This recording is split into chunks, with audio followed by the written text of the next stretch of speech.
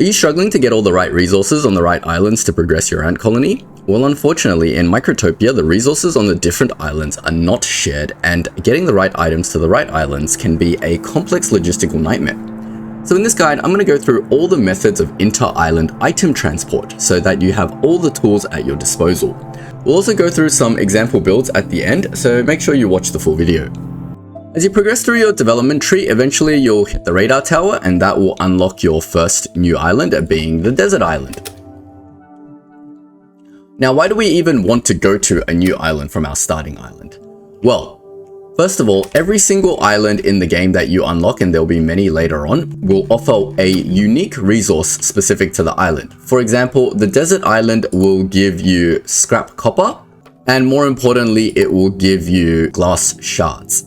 After unlocking the island, you should be able to progress through the assembler and get your drone, which is the first caste of ants that is capable of flying and carrying resources between islands. The drone is made in an assembler using a worker and a fabric. So you will first need to use 2 small workers to combine into a worker. Then you can send your worker into the assembler and attach a dispenser that dispenses fabric to create your first drone. When you have your first drone, it needs to be able to fly to the other islands. That's where your launch pads and your landing pads come in.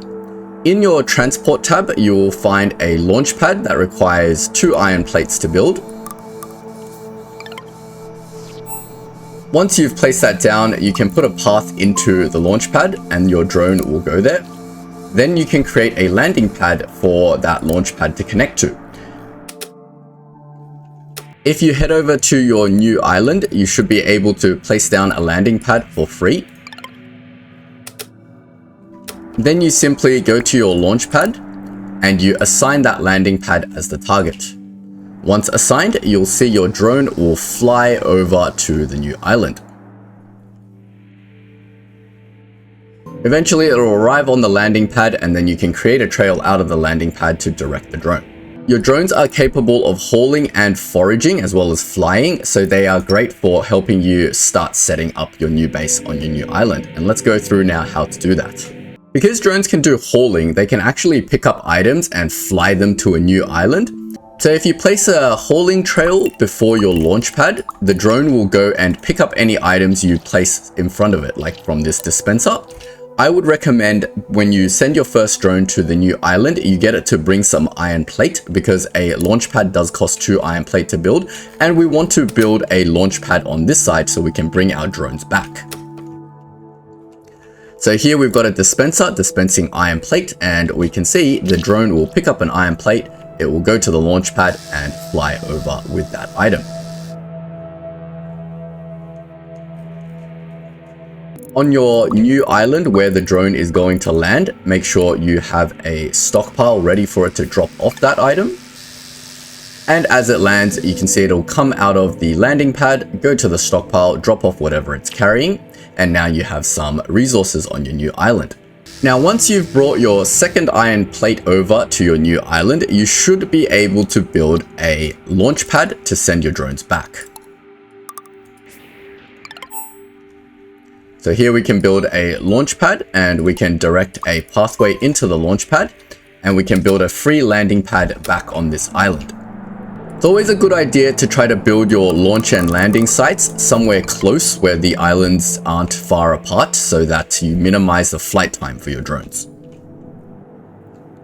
The landing pads are free, so after you've built it, all you have to do is once again assign the target of the launch pad, and now your drones will be able to fly back. At this point, we can move our original launch pad over closer to the landing pad, and we can essentially create a loop between the islands. And our drones will now fly in this loop back and forth, and it can ferry whatever items you want between the 2 islands. Here is the drone flight path in practice for transporting materials. So I've got it linked to the 3rd island, the jungle island. Now your drones over here will come out, they will go into a launch pad, which is assigned to the jungle island's landing pad. It will jump over, and then over here there's a dispenser where it'll pick up whatever material you want to transport back to your main island. In this case, I'm transporting fiber. So they'll come down, they'll pick up a fiber, and then they will go into the launch pad, and then they will fly back to your main island where there's a stockpile for them to drop that off. Now we can see there are some slight inefficiencies here we might want to address. It could cause an issue. For example, when this stockpile is full, the drone will carry the item that it's transporting back over, and sometimes that's not an issue, but if you wanted to be transporting items both ways, this would be an issue. So for example, what if I were transporting energy orbs back to your second island, or transporting lava, for example? Now the drone that's dropping off the item can't drop off its item, and then it can't pick up a new item before it heads off to the island. To make this system a little bit more robust, it's recommended that you use this thing called a stockpile gate. It's a little bit further up from drones. You'll have to unlock it past the cast gate and into this stockpile gate. It'll be located under your trails in gates, and then you can draw yourself a stockpile gate. And the way the stockpile gate works is that it can be assigned and linked to a stockpile to check how many items are in that stockpile. You can make it less than or greater than for the condition, and you can assign a number to check for that condition. So for example, if I want these guys to stop picking up fiber because this stockpile is too full, we can very easily use a stockpile gate and modify this trail. If we move our dispenser a little bit out of the way, when the drone arrives in the landing pad, before it goes back to the launch pad, it should decide whether it wants to go pick up a fiber or not. So we'll grab our stockpile gate and we'll draw a trail out that way. We'll select our stockpile gate and assign it to the stockpile with all the fiber in it on the other island. And then we can check if the stockpile has less than, say, 150 items. Then we will allow it to pass through the stockpile gate and go onto this trail into the dispenser to pick up an item. Otherwise, they're just going to go straight to the launch pad and go back to the old island without picking anything up. Let's see that in practice. So now we can see, because our stockpile is over the 150 condition that we've set, our drones are now ignoring this dispenser and they're just flying straight back. But if we go ahead and say empty that stockpile temporarily, and now the stockpile has nothing in it, these drones will now go through this stockpile gate and start picking up the fiber again to stockpile into this area. Now that you have a solid understanding of how drones work, the next natural step is to get them to transport lava instead to the new island, so that you can start spawning ants on your new island. It works exactly the same way as an item. So here we've just set up an assembler that produces new drones, and the new drone will just walk through this path between the launch pad and the landing pad. It will pick up a lava every time it comes past, fly over to your new island. Then instead of dropping an item into a stockpile, it's going to drop a lava into a lava storage, and then it'll go back to your first island and pick up a new lava. With the lava storage, you should be able to then dispense that lava into whatever system to hatch your ants that you like and start setting up some infrastructure on the new island. And don't worry, we'll go through this build at the end of the video to show you how you can set up a fully self-sustaining digging trail to mine whatever resource you want from any island and bring it back to your main base. Our second inter-island logistics method is bridges. It's a little bit further up the development tree past the drone, and once you've gotten your floral island scanner unlocking the third jungle island, you'll be able to go through to get bridges, but you will need to go through this node, which requires you to build a concrete monument on all 3 islands. The concrete monument does cost a lot of concrete, around 50 I believe, and you will need to use drones initially to transport that concrete onto the new islands to have a concrete monument built on each of the 3 islands. But once you've done that, you will be able to unlock the bridge. When unlocked, in the transport section, you should be able to build a small bridge. They do cost concrete as well as copper wire, and depending on how long the bridge is, it costs a varying amount of those resources. So for example, the bridge over here that I've just built from my starting island to the jungle island around this length will cost you 110 concrete and 33 wire. A bridge is unidirectional, so make sure that you build a bridge over, and if you need ants to come back, you will have to build a second bridge back. Bridges are reasonably straightforward. Once they have been built, you should have a path between the island that you can go to and from, and you can just send ants along that trail to do whatever you like. You can send ants over there to saturate your new island with workers, or you can just create a loop trail that goes backwards and forwards using dispensers to bring whatever items you want back and forth through between two islands. I personally find that bridges are pretty convenient for sending some ants over every now and then, but they are pretty slow in terms of the length the ants need to walk in terms of transporting material. You'll find that unless you have a fully saturated trail of ants on here transporting the materials, they're not going to give you the throughput you need to keep up with any sort of production. But they are convenient for just sending an ant across every now and then if you need to send some ants between islands. Their other disadvantage is that they are extremely expensive to build. As you can see, this bridge backwards and forwards is going to require over 200 concrete and 60 something copper wires. And their final disadvantage is that they have a very limited range, at least the small bridge. So sometimes you might get a situation where you're not even able to bridge between certain islands. And their final little issue is that the bridge ends the trail. So if you have a continuous loop, it can't actually tell using a counter gate that how many ants are on that trail.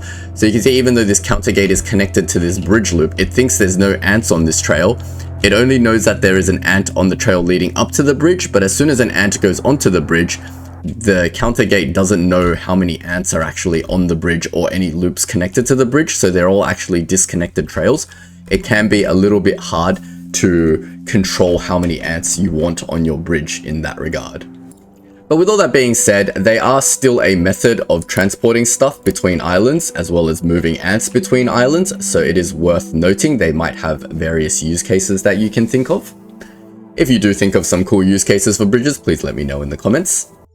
The next thing we'll quickly cover is the ant launcher. It's located near the development tree right next to the small bridge, and it's a ballistic device that can shoot ants into the air, so you can use it to launch ants to other islands, but you have to be careful where they land, and you can adjust the angle and the power of the launcher. Let's see how that works.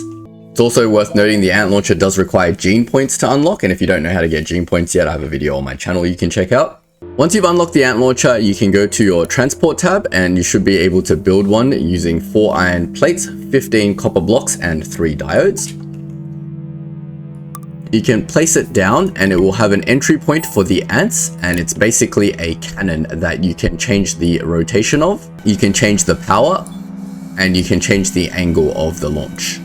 It is a little bit finicky. You have to manually aim this thing over to your new island. So you'll direct it over towards the new island, and then you'll just basically test it with a few ants until you get the right trajectory. Once you're happy with your settings, you can send an ant across. It will load itself into the launcher, and then it will go off into the new island. And here we can see it didn't quite make it, so you might need to adjust your power up a bit, and then you can send another ant. And there goes that ant. That one's gone all the way over to the other side, and it's landed over here. So you will just have to keep adjusting your power, angle, and rotation until you get the ants landing somewhere you want them to land. If you're struggling to see where your ants are landing, you can select the ant and press C, and that will lock the camera to the ant, and when you hit play, you'll be able to see exactly where the ants are landing.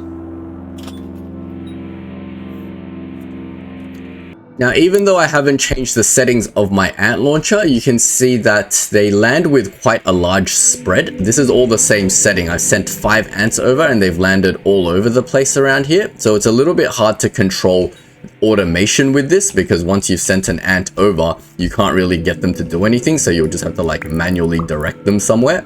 But nevertheless, it is a method of transporting ants between islands, so I did think I should cover it in this video. Do with this ant launcher what you will.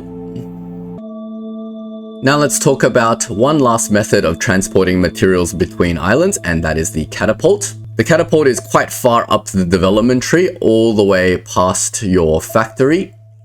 You will need to unlock everything along the way, and it does cost, I think, 5 gene points to unlock this, but it is well worth it. Once unlocked, you will go to your storage tab and you'll find the catapult. It costs 10 iron blocks, 10 copper blocks, 10 wires, and 10 screws to build, so not too difficult. Once built, it has an input where ants can drop off a material. You'll be able to assign a stockpile anywhere you like. You can do it within the island as well, but it's good for transporting materials across the island, and you can see it has quite a long range. Once you've got a stockpile on your new island ready to go, you can select your catapult and assign it to that stockpile. In this example, I've just created a small trail with a dispenser. This dispenser is just linked to copper scrap, and we can see the ant will pick up the copper scrap and it won't do anything, because even though it's assigned to the stockpile, if your stockpile isn't assigned to a specific material, the catapult won't work. So make sure you select what you want to store, and now the ant will drop that material off into the catapult, and the catapult will fling it off onto your stockpile on another island. This method is by far the best method of transporting items between islands, because it is super fast, way faster than drones or bridges, and it only requires one ant working the catapult. Now that we've covered the theory, let's go through some application. So as you progress through the game, you're going to unlock a bunch of different islands, and each island is going to have a resource unique to it. For example, the desert island has glass and copper. The jungle island has a lot of fiber, as well as these ancient machineries with scrap gold in it. And without going into too many further spoilers, there are basically different islands with unique resources. Now, you can set up on each single one of these islands if you wish, using the various methods we've described in this video so far. But I find the best way to do things, and the easiest way to do things, is to simply transport the unique resources of each island back to your main island. So let's put all our concepts into practice now and show you how we do things on the desert island as an example. To start with, let's look at our system of bringing new ants onto the desert island. We want to extract the rubble as well as the copper from the desert island, so we need digger ants over here. So unfortunately, we need to bring digger ants there somehow. So to bring new ants to the island, we are using this drone setup with a launch pad and a landing pad. To control how many drones exist on this path so I don't bring too many lava over, I'm using an old gate as well as a timer gate to only send a worker every 7 minutes to become a drone. That way I ensure there's basically only ever one drone on this path at one time. I found that through my setup, where I only need 6 to 8 digger ants on this island, having one drone on this flight path will carry just enough lava for that. But obviously your results will vary depending on how many ants you need on the island, as well as how long your flight path is. So you can just control how many drones you have on this flight path, and that will control how many lava they're bringing onto the new island. So this drone is just going back and forth using this dispenser from a lava storage to ferry new lava back to the new island.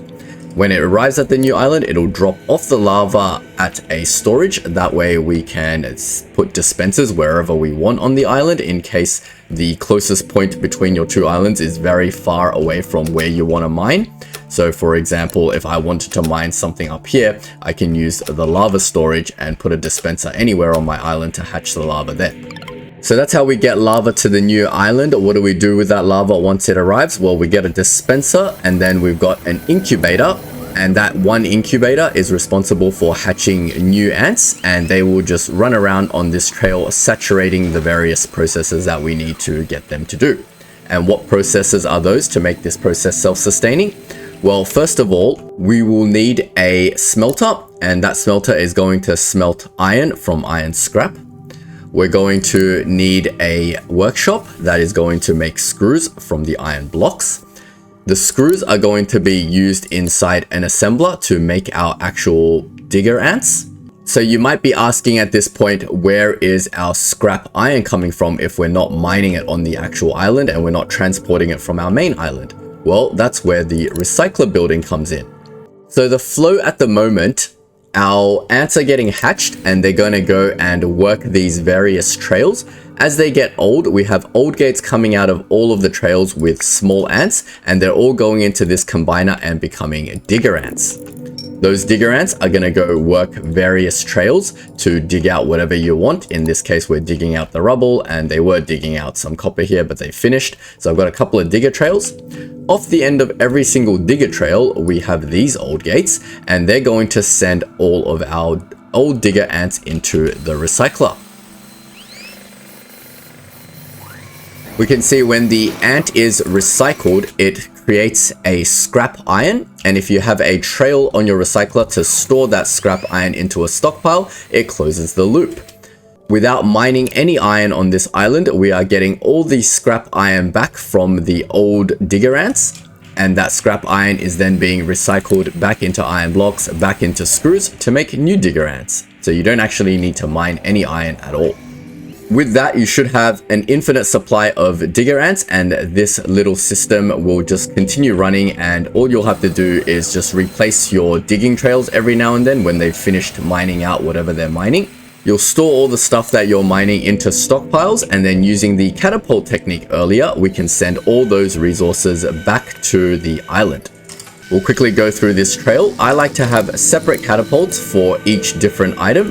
They're all linked to separate large stockpiles back on my main island. So this one is catapulting the rubble over to this stockpile. This one is catapulting the scrap copper over to this stockpile. They all have their individual trails, and I like to just use pod worker ants here. The reason being that you can't always guarantee that where you're going to be doing the catapulting is going to be close to where you're spawning your ants. If it happens to be close, you can just use regular ants here to make this process a little bit easier. But if it's too far away, say you're like mining all the way down here and you're catapulting over here, you might just want to use pod workers because the pod workers will stay alive forever. So you can create a small system like this.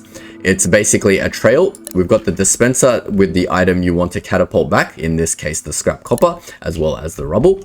And then you've got your catapult over here. Then you've just got a little trail so that it can pick up the item and then send it into the catapult.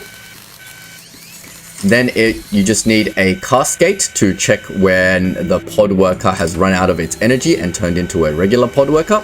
Once it does that, it will exit through the cast gate, and then it will go back on this elder trail, drop off any excess material in a trash can. Make sure you do have a trash can here, it's very important, otherwise they can't enter the assembler. But once you've dropped off the item, it'll enter the assembler, it will renew itself and become a new pod worker 2.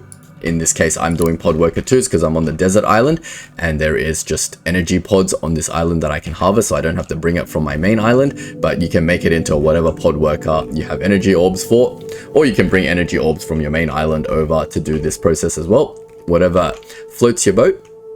But either way, this assembler is responsible for refreshing these pod workers essentially, and that will keep them going and continuously transporting items back to your main base. If you find the throughput of the transport not enough, if you have even bigger concrete operations or scrap copper operations, you can always very easily scale this system up with more catapults and more worker ants.